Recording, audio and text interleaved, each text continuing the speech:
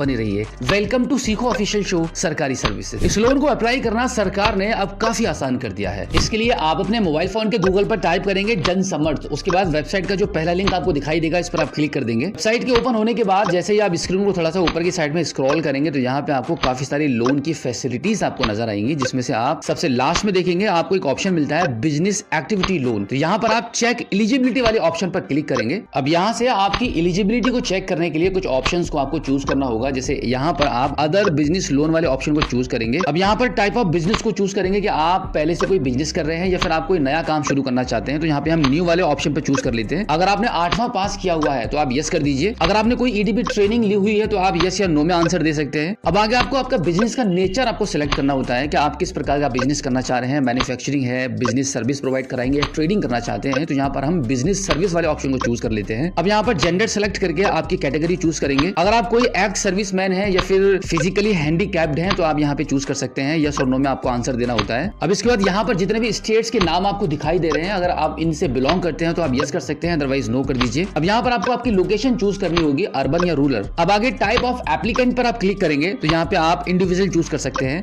अब यहाँ पर आपको एस्टिमेटेड प्रोजेक्ट कॉस्ट आपको एंटर करनी होती है कि आप जो बिजनेस करना चाह रहे हैं उसके लिए आपका कितना पैसा लगेगा। तो यहाँ पे हम 10 लाख रुपीस लिख देते हैं। अब इसके बाद आगे आपको ये मेंशन करना होगा कि आप इस प्रोजेक्ट में आपका खुद का पैसा कितना लगाने वाले हैं। तो यहाँ पे आप मेंशन कर दीजिए। अब आप देखेंगे नीचे रिक्वायर्ड लोन अमाउंट आपका 7 लाख रुपए लिखा हुआ आ रहा है। अब यहाँ पे आप कैलकुलेट एलिजिबिलिटी पर आप क्लिक करेंगे। अब आप देखेंगे कांग्रेचुलेशंस लिखा हुआ आ चुका है और यहाँ पे बताया गया है कि you are eligible for 2 business activity loan scheme listed below. यहाँ पे आप देख लीजिएगा 7 लाख रुपए की आपको रिक्वायरमेंट है, जिसका एलिजिबिलिटी सब्सिडी भी आपको मिलेगी, लगभग 2.5 लाख रुपए की आपको सब्सिडी दी जाएगी। साथ ही साथ में मंथली आपकी ईएमआई बनेगी 7,100 रुपए की और ये लोन टेन्यूर रहेगा आपका 15 साल का। अब इसके बाद दूसरा ऑफर भी आप यहाँ पे देख सकते हैं जो कि प्रधानमंत्री मुद्रा लोन योजना के अंतर्गत आपको दिया जा रहा है। 7 लाख रुपए का लोन मिलेगा जहां पे आपकी मंथली ईएमआई होगी 14,870 रुपए की और 5 साल का आपका टेन्यूर रहेगा। तो यहाँ पे हम लॉग इन टू अप्लाई वाले ऑप्शन पर क्लिक कर देते हैं। अब यहाँ पर आपको एक छोटा सा रजिस्ट्रेशन करना होता है। रजिस्ट्रेशन कंप्लीट होने के बाद आप देखेंगे यहाँ पे आप लॉग इन हो चुके हैं और यहाँ पे आपको 2 स्कीम्स ऑफर की जा रही है गवर्नमेंट की तरफ से, जहां पे हम मुद्रा लोन को अभी अप्लाई करके आपको दिखाने वाले हैं। जैसे कि आप यहाँ पे आ चुके हैं, 7 लाख रुपए का लोन मिलेगा जिसमें 14,870 रुपए की आपकी ईएमआई बनेगी, 5 साल का आपका टेन्यूर रहेगा। अब यहाँ पे हम प्रोसीड कर देते हैं। प्रोसीड करने के बाद आपकी डिटेल्स को यहाँ पे रिव्यू कराया जाएगा। एक बार अपनी डिटेल्स को देख लेंगे जो आपने अभी आगे फिल की थी। अब यहाँ पे आप कंटिन्यू करेंगे। अब यहाँ से आगे इस फॉर्म को कंप्लीट करने के लिए कुछ डॉक्यूमेंट्स रेडी करके आपको रखने होंगे, जैसे कि आपका आधार कार्ड, पैन कार्ड, उद्यम, सेल्स डिटेल्स और बैंक अकाउंट डिटेल्स। अब यहाँ पे आप प्रोसीड कर दीजिए। अब इसको एक बार स्क्रॉल डाउन करके इसको नेक्स्ट कर दीजिए। एक बार फिर से आप इसको नेक्स्ट करेंगे। अब एग्रीड एंड प्रोसीड वाले ऑप्शन पर क्लिक करेंगे। अब यहाँ पर पैन और उद्यम रजिस्ट्रेशन वेरिफिकेशन करने के बाद प्रोसीड करेंगे। अब यहाँ पर आपको पैन और उद्यम का वेरिफिकेशन कराना होगा। इसके लिए आप सबसे पहले पैन वाले ऑप्शन पर क्लिक करके आपका पैन नंबर, डीओबी और आपका नाम एंटर करके सबमिट करेंगे। अब इसके बाद उद्यम रजिस्ट्रेशन वेरिफिकेशन वाले ऑप्शन पर क्लिक करेंगे तो यहाँ पे आपको उद्यम नंबर और आपका मोबाइल नंबर एंटर करके सबमिट करना होता है। अगर आपके पास उद्यम नंबर नहीं है तो आप यहाँ पे आपको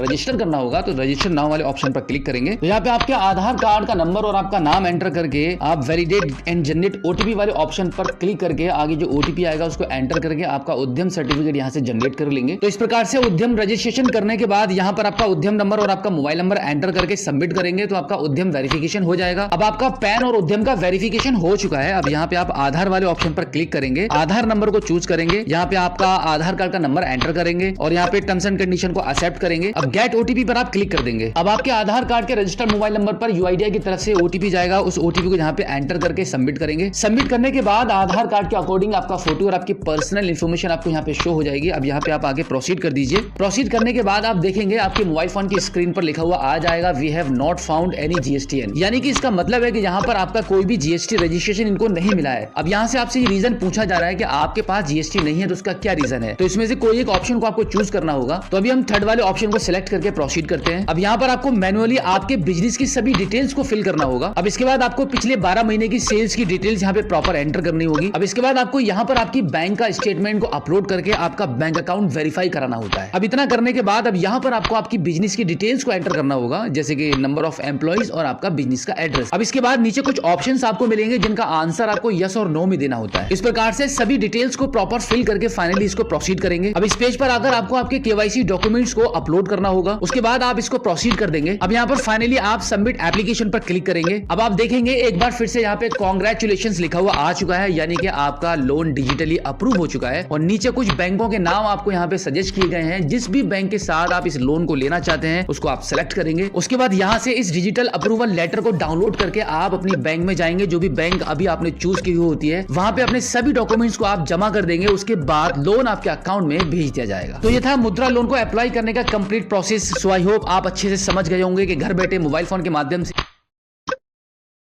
बिजनेस स्टार्ट करने के लिए आप मुद्रा लोन के तहत कैसे अप्लाई करेंगे। अगर आपका अभी भी कोई सवाल है तो इस एपिसोड